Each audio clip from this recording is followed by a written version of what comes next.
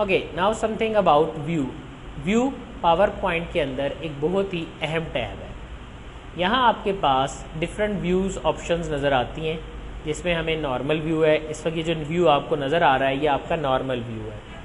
आप इसे slide sorter view के अंदर, स्लाइड सॉर्टर में आपको मल्टीपल स्लाइड्स जो हैं वो नज़र आएंगी और आप इन्हें यहाँ पर इस तरह से देख सकते हैं। ये आपको स्लाइड सॉर्टर व्यू के अंदर जो है ये इन्वायरमेंट नज़र आ रहा है। अगर आप इसके नोट्स पेज बनाना चाहते हैं, मसलन मैं चाहता हूँ मैं अपनी स्लाइड के नोट्स बनाऊँ, ये मेरी पहली स्लाइड है, तो मैं यहाँ जाता हूँ, यहाँ जाकर थोड़ा सा इसको जूम आउट करके आपको दिखाता हूँ।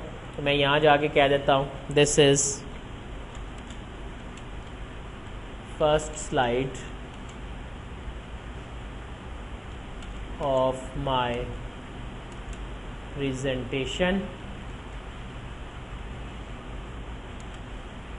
अगर आप स्पेलिंग मिस्टेक करते हैं तो just like MS word F7 press करके आप इन्हें दुरुस्त कर सकते हैं। यहाँ भी आपके पास रेड लाइन जो है वो स्पेलिंग मिस्टेक, जबकि ग्रीन लाइन जो है वो ग्रामर मिस्टेक को शो करेंगी। यहाँ मैंने कह दिया next, you can start your presentation.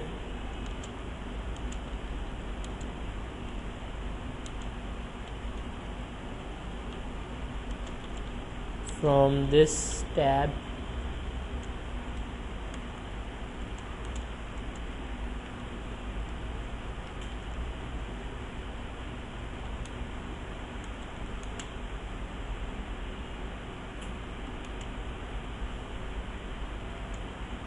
अगर आप किसी कंटेंट की इंफॉर्मेशन देना चाहते हैं वो भी आप दे सकते हैं।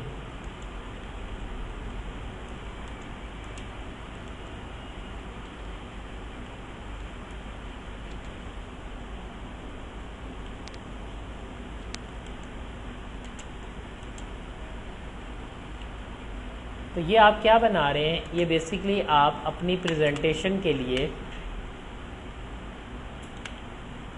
अपनी वर्किंग जो है वो तैयार कर रहे हैं और उसके नोट्स बना रहे हैं। आपको बाज़ार में बहुत सी ऐसी बुक्स भी मिलेंगी जो पावर पॉइंट की प्रेजेंटेशन की एक्सप्लेनेशंस होती हैं, तो वो बिल्कुल इसी तरह से ऊपर स्लाइड रखते हैं, नीचे उसको प्रेजेंट कर देते हैं और आपके पास आपकी जो आउटलाइन है वो आ जाती है।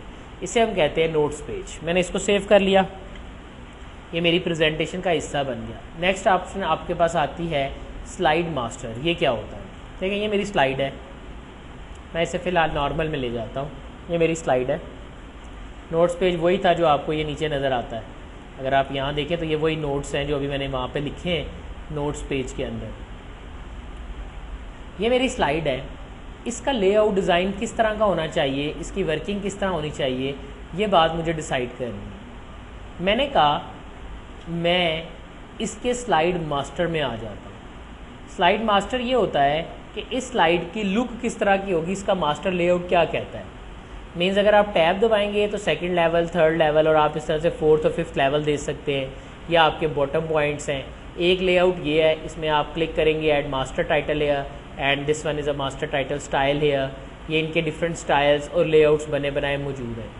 अगर आप किसी भी प्रेजेंटेशन के अंदर अपने लेआउट को एम्बेड करना चाहते हैं, अपने लेआउट को ऐड करना चाह रहे हैं, तो आप उसके हवाले से वर्किंग कर सकते हैं। ये कौन सा इन्वायरमेंट है? यहाँ आपने देखा था स्लाइड होम के अंदर स्लाइड लेआउट, तो आपके पास डिफरेंट लेआउट्स के स्टैंडर्ड मौजूद थे। इन स्टैंडर्ड्स को बनाया कैसे गया है, ये इस लेआउट का जो आपका मास्टर लुक है वो बताती है कि ये किस तरह से बना है, इसकी मास्टर लुक क्या है।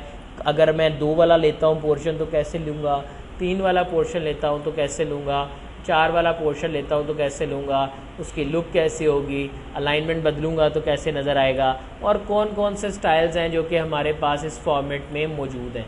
अगर आप अपना लेआउट चेंज करते हैं, मैं यहाँ से जाता हूँ और अपना डिज़ाइन जो है इसको चेंज करता हूँ। मैंने यहाँ से अपने डिज़ाइन को चेंज करके एक लाइटर ब्लू कलर के अंदर जो है वो यहाँ पे इम्प्लीमेंट कर लिया है। और अगर आप अपने व्यू में जाएं और इसका स्लाइड मास्टर लेआउट जो है वो देखें तो आपके पास से इस तरह से आपकी मास्टर स्लाइड की डिटेल जो है वो बदल जाती हैं और आप उसके हवाले से वर्कआउट भी बदल सकते हैं। यानी अगर मैं किसी भी पेज के ऊपर, मसला मेरा डिज़ाइन है, जैसे सपोज़ मैंने यहाँ पर एक लेआउट लिया ये वाला, इसका पेज नंबर बहुत छोटा आ रहा है, तो मैं इसी के मास्टर लेआउट में आऊँगा। मैंने कहा व्यू और यहाँ से स्लाइड मास्टर और इस नंबर को जो मेरे पास यहाँ पर बेसिकली पेज नंबर की शक्ल में आ रहा है, इसको यहाँ जाकर बड़ा कर दूँगा।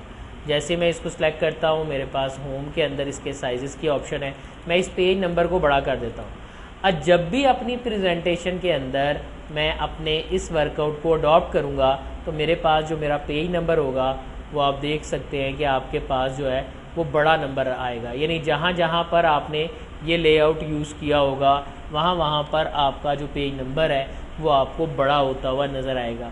यानी स्लाइड मास्टर व्यू ये डिसाइड करता है कि आपने उसका लेआउट किस तरह तैयार करना है। इसी तरह हैंडआउट मास्टर है, अगर आप इसके हैंडआउट की शक्ल में प्रिंट निकालना चाहते हैं, हेडर क्या देना चाहते हैं, ऊपर डेट एंड टाइम शो करना चाह रहे हैं, 1 2 3 4 5 स्लाइड्स आएँ आपके पास, जब प्रिंट निकले उसकी लेआउट किस तरह से निकलें, ये चीज़ें सेट करना चाह रहे हैं, वो भी आप यहाँ से कर सकते हैं। अगर आप चाहते हैं कि आप अपने डॉक्यूमेंट के अंदर जाते हैं व्यू में, और व्यू में जाके नोट्स मास्टर यानी उसका लेआउट वो सेट करना चाहते हैं तो वो किस तरह का होगा, वो भी आप व्यू की इस ऑप्शन के साथ जाकर जो है वो इंसर्ट करते हैं और उसके हिसाब से आप इसे एडजस्ट करते हैं। देन आपके पास रूलर की ऑप्शन है, आप रूलर को शो हाइड करवा सकते हैं। अगर आपने डिफरेंट डायग्राम्स यूज़ किए हैं तो आप उसको ग्रिड लाइंस की शक्ल में शो करना चाहते हैं तो छोटे छोटे ग्रिड्स भी आप शक्ल में शो करवा सकते हैं।